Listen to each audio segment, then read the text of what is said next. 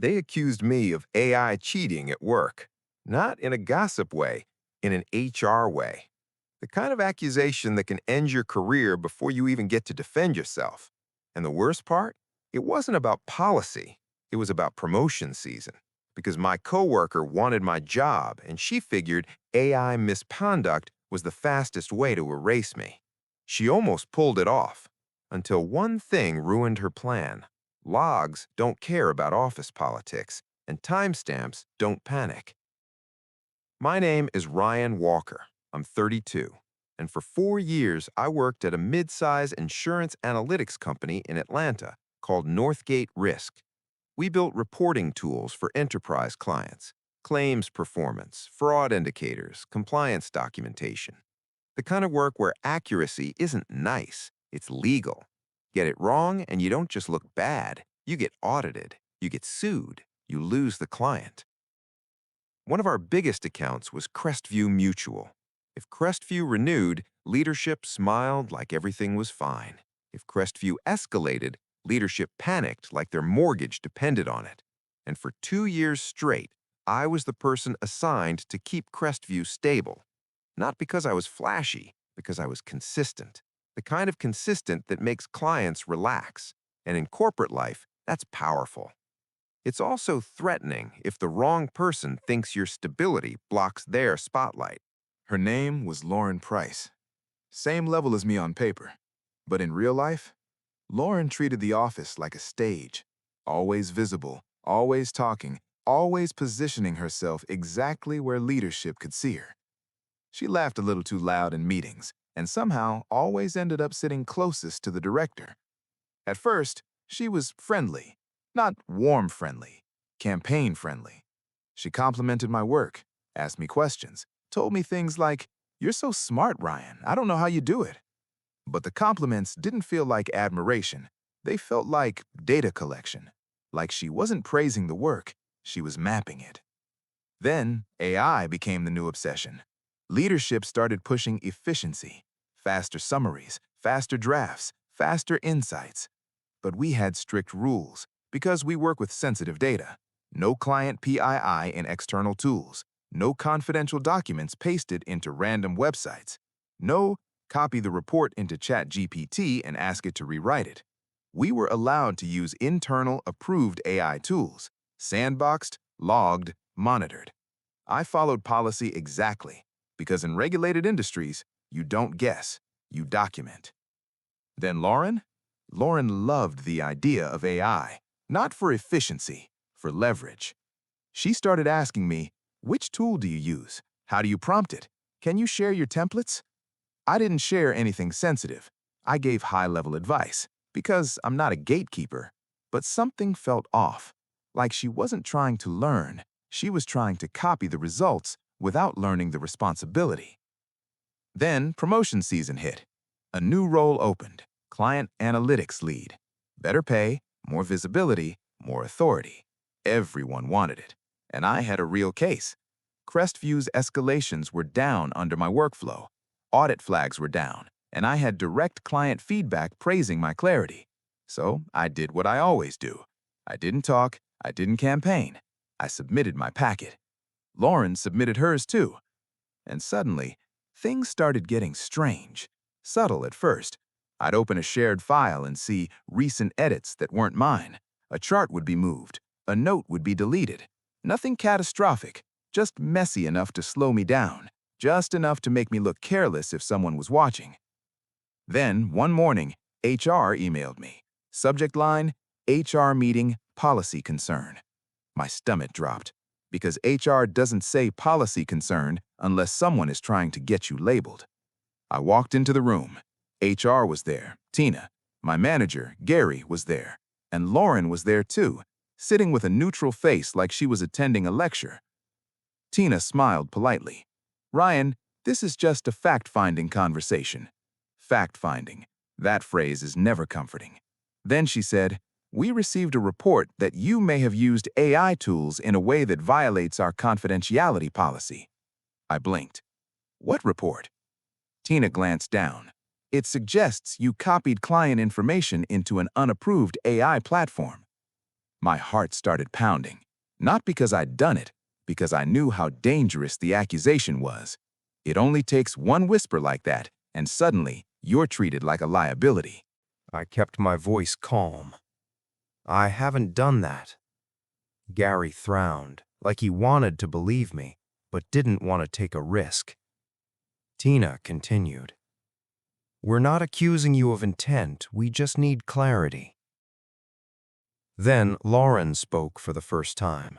Soft voice, concerned tone, the tone of someone pretending to protect the company. I just think we need to be careful, she said. I've seen people get too comfortable with AI. Too comfortable. She didn't say my name, but she didn't have to. Everyone knew. So I asked the only question that matters when someone tries to frame you. Can I see the evidence? Tina hesitated. We can't share everything during an open investigation. I nodded once. Then I said, then I want you to poll the logs. Tina blinked. Logs? Yes, I said. Access logs, DLP alerts, approved AI platform logs, browser security logs, version history, everything. Lauren's face didn't change, but her eyes did. A flicker, like she hadn't expected me to ask for the one thing she couldn't manipulate. Tina said, we'll review. I said, good, because the logs will show I followed policy. Then I added, very calmly, and if someone else pasted Crestview information into an unapproved tool, the logs will show that too. The room went quiet. Gary looked uncomfortable. Lauren kept her face neutral, but her hands tightened around her pen. The meeting ended, and I went back to my desk feeling something I didn't expect. Clarity. Because I realized this wasn't about AI. This was about removal. If Lauren could get me flagged as risk, she could take the promotion uncontested. So I did what people like Lauren hate. I didn't gossip. I didn't accuse. I documented. I pulled my own records. Every time I used the approved AI tool, every internal ticket, every report revision history, every compliance checklist. Then I sent one email to HR, short, professional, subject, request for full log review. Please review DLP events, access logs, and approved AI usage logs for the time frame in question. I will cooperate fully. Then I waited. 2 days later, Crestview escalated. They emailed Gary. We received a draft report with confidential claim-level notes included in the appendix. This should not have been shared. My blood went cold because I hadn't sent anything like that. That draft report was internal-only content, and someone pushed it out. Gary called me immediately. Ryan, did you send Crestview the draft? No, I said. My voice was calm, but my brain was moving fast. I said, pull the logs send and the file history. Gary was quiet. Then he said, HR is already reviewing. An hour later, Tina from HR called me back. Her tone was different now, not polite, careful. Like someone walking across glass. Ryan, she said, we reviewed the logs. I held my breath. She continued, we found an upload event from an unapproved AI site. I stayed silent because I knew what was coming next. Then she said, it wasn't you. I didn't move, didn't celebrate, didn't react. I just asked, who was it? A pause. Then, Lauren Price. For a second, my whole body went numb. Not because I was shocked, because I was relieved. because the truth finally had a name. Tina continued. The logs show Lauren accessed the Crestview draft, copied sections containing confidential notes, and uploaded them into an unapproved AI tool. The output was then pasted into a new document that was sent to the client. I closed my eyes for half a second. Because Lauren hadn't just tried to frame me, she created the problem, then tried to point at me while it burned. Tina said, "We need you in a meeting, now." I walked upstairs to the executive conference room. In the room were HR, legal, my manager, a director, and Lauren. Lauren looked composed, but too composed, the kind of composed that screams panic. Legal spoke first. "This is a serious breach." Lauren's eyes widened like she was hearing it for the first time. "I didn't mean—" HR cut her off. "The audit logs show your account." Lauren tried to pivot. "I thought it was approved." Legal replied, cold. "It wasn't, and you completed compliance training last quarter." Then she did what guilty people do when the facts are airtight. She tried to shift the conversation to intent. "I was just trying to make the report clearer," she said. The director looked at her like she was insane. "You uploaded confidential claim-level notes into an unapproved tool." Lauren swallowed. Then she tried one last move. She looked at me. "And Ryan has been using AI too." I didn't react. I just said, "Pull my logs." Legal nodded.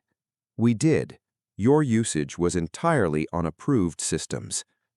Lauren's face cracked, just for a moment, because she realized the trap had reversed. She hadn't accused me, she confessed. Then the director turned to me. One question. "Can you stabilize Crestview and rebuild trust?" I said yes. Not because I wanted to be a hero, because I knew what happens if you don't. Clients don't forgive misconduct easily, and I wasn't going to let Lauren's ambition destroy years of work. They removed Lauren from all client access immediately. By the next day, her Slack was deactivated. No farewell, no announcement, just gone. 2 weeks later, I got a calendar invite.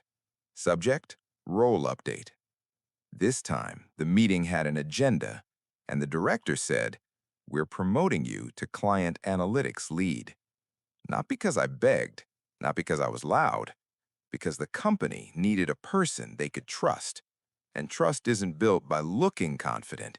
It's built by following policy when shortcuts are tempting. Crestview renewed, with conditions, stricter controls, tighter approvals, transparency. And I implemented all of it.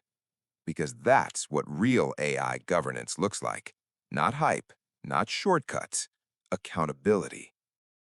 Here's what I learned. When someone tries to frame you, they assume you'll panic. They assume you'll get emotional. They assume you'll defend yourself with words. But words don't beat systems. Logs beat words. So, if you ever get hit with a vague accusation like AI misuse, don't argue. Request the audit. Ask for the logs. Because feelings can be dismissed, but a timestamp, that's forever. So, let me ask you, if HR accused you of something you didn't do, would you fight it emotionally? Or would you demand the logs and let the truth do the work? Drop your verdict in the comments. And if you want more workplace betrayal stories with clean justice and real consequences, like, subscribe, and share. Because here, one story always leads to another.